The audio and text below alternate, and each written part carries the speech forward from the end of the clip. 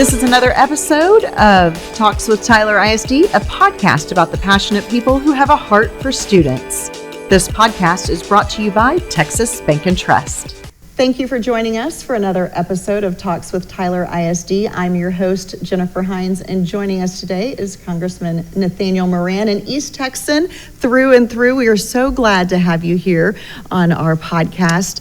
Tell us a little bit about your journey. You got to East Texas as soon as possible, 2 years old. Yeah. And tell us about what you've done since then. Well, Jennifer, thanks for having me today. I'm looking forward to the conversation. And getting to East Texas was, of course, just a life changer because my parents were from Illinois originally. They were in Arizona at the time when I was born. But at the age of 2, they came here to help start a Bible college in between Tyler and Bullard. It was around for almost about 10 years. But I grew up on that Bible college campus in the middle of the country and in a little mobile home trailer with my 3 brothers and my parents who worked there at the Bible college. We loved it. It was a magical upbringing, and I have great memories of that time. And then we moved into the big city of White House, Texas when I was about 10 years old, and that's where I graduated in 93, and then went off to West Point for a couple of years in Texas Tech, and then back to Tyler, and have been so pleased to be able to raise my kids back in the East Texas area. It's just such a wonderful place. Well, you have lived a life of volunteering and service. Tell us a little bit about what caused you to do that? What about your upbringing has kind of put you on this path? Yeah, early on, my parents really instilled into each one of my brothers and I that we were each made for a specific purpose in this life, that we were called for something that the Lord had only for us to do in this life. But it all involved loving God and loving others. That means serving God and serving others. And so the question always was, okay, how are you going to serve? When are you going to serve? Where are you going to serve? Those are the questions you need to be asking in life, because truly you have to go through life with a selfless attitude and selfless perspective. You can't go through life with a selfish perspective. That's not the way to live a life. That's not a life of consequence or significance. That doesn't leave an eternal impact. And so my parents were really big about leave an eternal impact on the things that you do. And my brothers and I all went different directions, one in education, one in business, one in engineering, and then I went the law and the politics route. So we went very different directions, but each one of us seeking to find out how can we serve our neighbor and give back to the community. And that was something my parents instilled in us at a very young age, even though they didn't have very much money. And we lived a very, very, very modest life. They always found ways to give. They never held back. They were some of the most generous people that I've ever known, and it was generosity that started in their heart, and that was something that hopefully I can pass on to my kids as well. Yeah, because it's not about how much you make; it's about how you give back. Anybody can give back, no matter where you come from or what you have. You also then went into elected service, serving in a variety of roles here in East Texas. Now, of course, you're in Washington. Tell us a little bit about that journey. You started with the city council, correct? Yeah, 20 years ago in 2005, got elected to the city council. And as I reflect back on that time period, it was such a scary moment when I decided, okay, I'm going to run for office, because stepping out in public service at the city council level for a then 30-year-old seemed like a very scary proposition. But I knew in my heart since the 4th grade that I was called to public service. And this was that opportunity, and I knew that the Lord was speaking to me and saying, now's the time, jump in. And so there's that moment of fear that starts to grip you of, oh no, am I going to lose? Am I good enough? Am I going to be able to do this job? Yeah. And I'd love to tell young kids today, don't let fear stop you. Overcome that fear. The only time that you're going to for sure lose something is if you don't try. You have to try. You have to try. You have to jump out there. And so we jumped out there, and I think I had maybe 301 votes. And you think about those 301 votes. I remember how hard it was to work towards those 301 votes, but it changed the direction of my career. And changed the direction of my ability to help give back to the community. And so I was thankful for that service, and did that for 4 years here in the city of Tyler. That's wonderful. Now, you just mentioned something you knew since the 4th grade. Yeah. Okay, what happened in the 4th grade that you knew that this was the direction you wanted to go? Because that's fairly young. I mean, I have my youngest is a 5th grader, and I'm like, what do I need to be looking at for her? No, I knew because in 1984, President Reagan was running for his second term in office, and my dad took me to a rally, and I remember attending that rally and really being inspired. My dad loved to be in touch with the news, and back then, of course, you didn't have 1,000 sources of news. It was the nightly news every night. That was it. And that was it. Or the newspaper, and so my dad really kept up with things, but taking me to that rally really inspired me. And I remember casting a mock ballot in the fourth grade. We had our presidential election, and in the fourth grade, you cast your ballot, either for Walter Mondale or Ronald Reagan, and I cast it for Ronald Reagan, and ever since then have been a Reagan Republican. Oh, wow, that's wonderful. So back to city council, then from there you moved up to a county position. Yeah, and I think moving up to the county position really is a result of walking away from the city council spot. It's a long story, but the short of it is, and there, I remember going through that process too. You find that vocational calling of public service, and you have the moment, and it happens, and you're there, and you're serving. But we had a child at the time that ended up being deaf, and we knew we needed to get to Houston for a special school for the deaf for him, and that meant walking away from our life here. That meant giving up that vocational service for a time, and so I did that in 2009, walked away right after being elected to the third term on city council. I love being able to say that I was I think I hold the record for being the shortest tenured mayor pro tem of the city of Tyler. I think it was like 10 minutes. 10 minutes. Because I got elected, got sworn in, and then 10 minutes later held a press conference, and we left and went to Houston, because in that moment, that's what my son needed. He needed to family get down came there. first in that moment, and you got to balance that. Yeah, you have to. And there's critical moments. There's seasons for different things in our life, but there's critical moments when you have to say, this is the time when we have to put family first. And really, the callings happen in order: faith calling, family calling, vocational calling. There's a priority order there. But by doing that, I think by setting that aside, years later, 7 years later, I was able to get the county judge spot. But I don't think that would have been able to happen had I not walked away from the city council at that time and preferred to put my family and my faith first. There's always a reason for everything in the path that we need to take.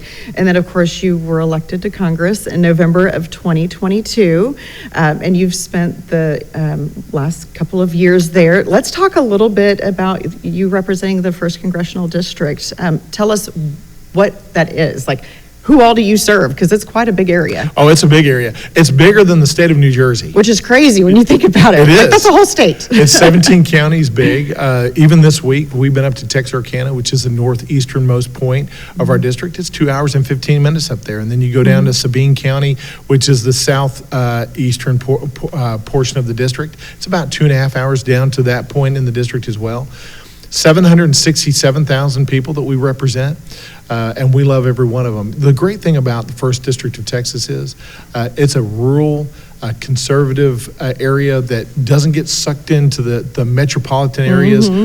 We are alike, no matter where you go in those 17 counties. The values are the same, the principles are the same, and quite frankly, even across the board between Republicans and Democrats, the values are the same. East Texas values are special, and they're different. They are. And what we want to do is go to Washington, D.C. and say, hey, look, we know what's going on here in the world. In East Texas, we have it right, and we want to be able to echo that voice in Washington, D.C.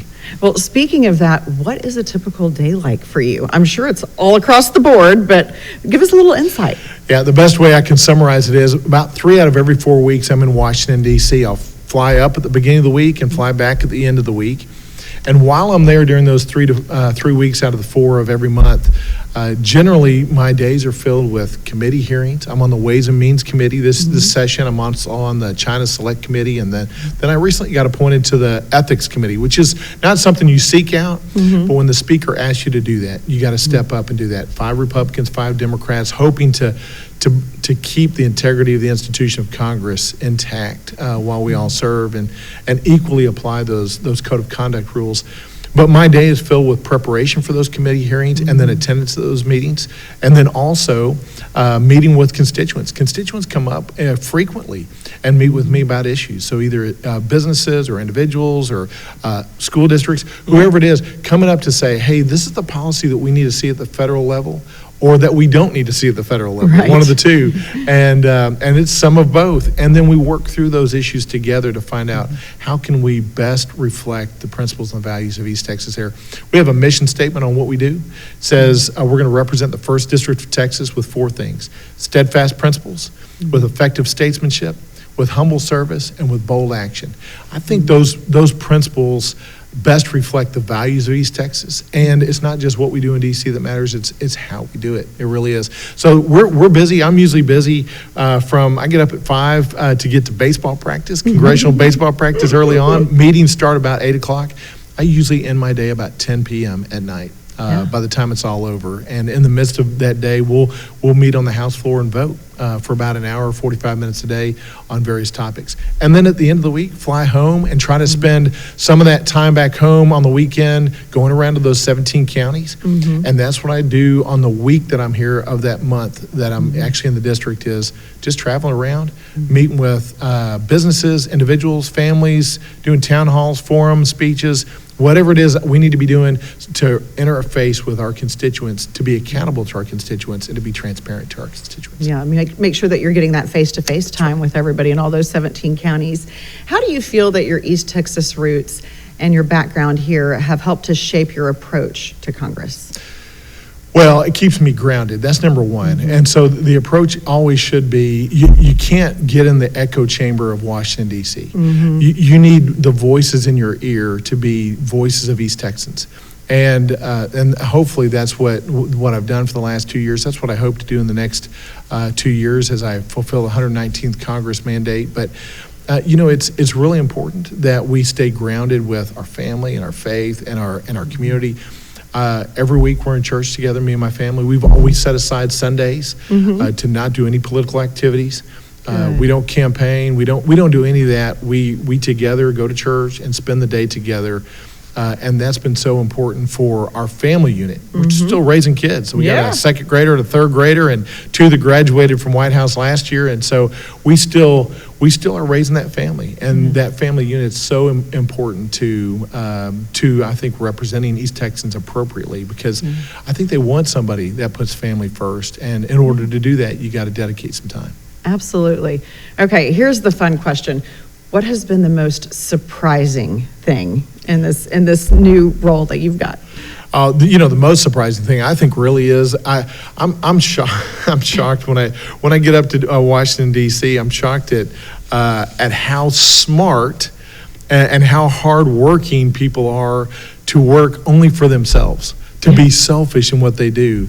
I know selfishness is a tough issue, but people that are only out for power, position, or prominence for themselves.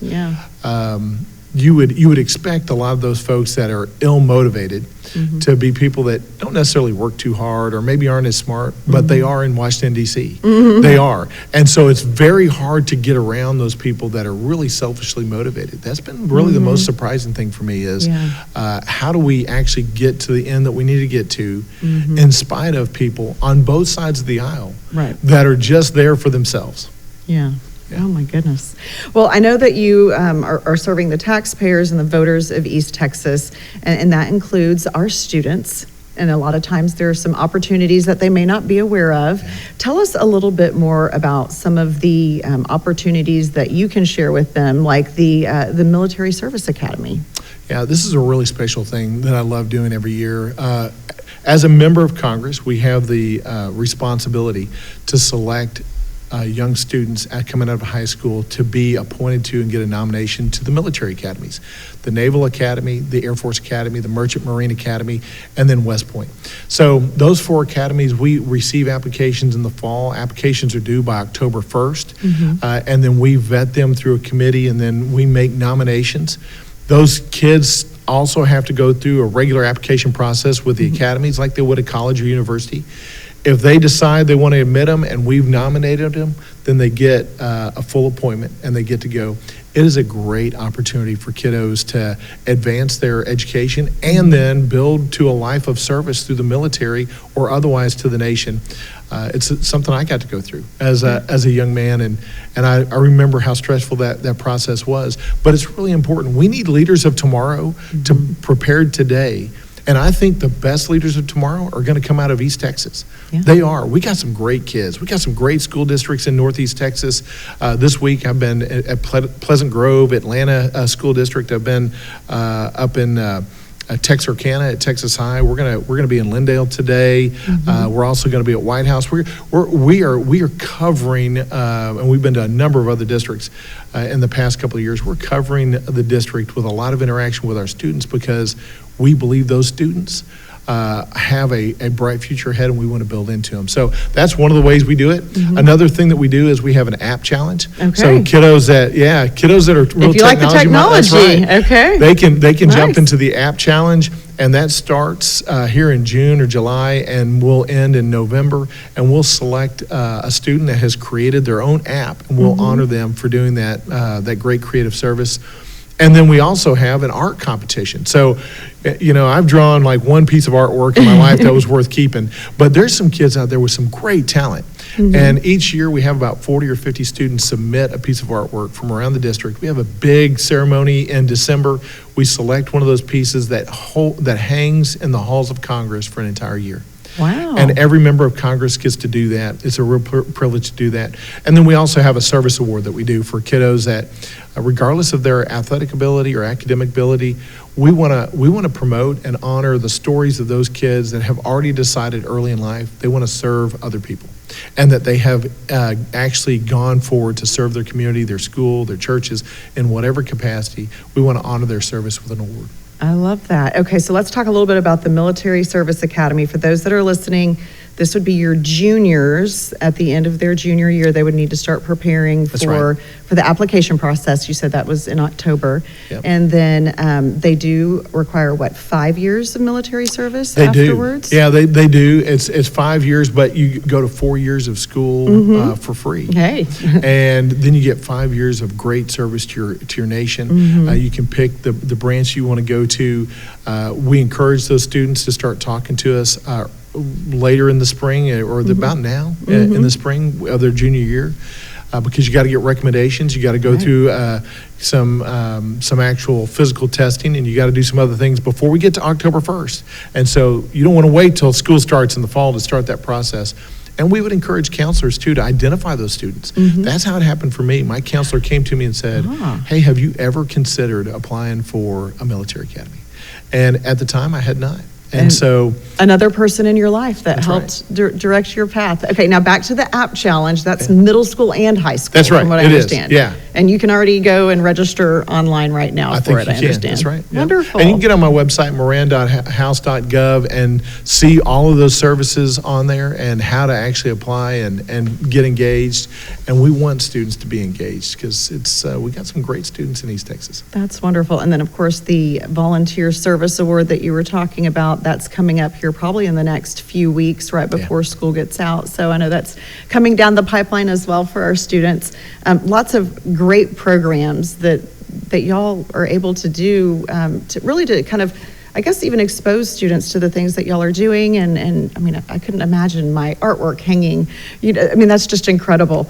Tell us a little bit about what you would like to share with those that are listening today. Is there anything that we haven't covered or talked about that you would like them to walk away from this listening to? Yeah, I just want to encourage the students that are listening in particular to remind them that there's a great creator that made them, knowing everything about them, created them for a special purpose in this life. And I don't think the students hear that enough in society. They're burdened by the weight of the pursuit of perfection as they think perfection should be. But every one of these students has a great call in their life. And if they will just put the past behind them, look to the future and say, you know what, it doesn't matter what my past might look like, what my past bad decisions might have been. We've all made them. It doesn't matter what your present circumstances might be. I mean, we all, like I said, I came from a very poor household. Those circumstances didn't matter. What matters is our day-to-day decisions, looking forward and saying, no matter what the future obstacles are, I'm going to overcome them with good decisions. I'm going to treat people correctly. I'm going to show up on time. I'm going to be prepared, and I'm going to work hard.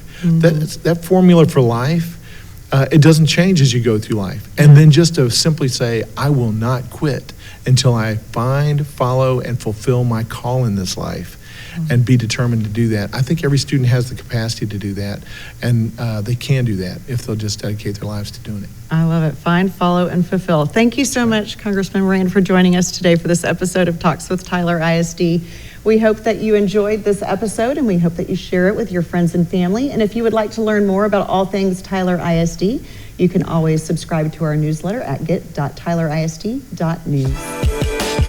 We would like to thank our sponsor, Texas Bank and Trust. Subscribe to Talks with Tyler ISD on Apple Podcasts, Spotify, or YouTube. Please share this episode with your friends and family.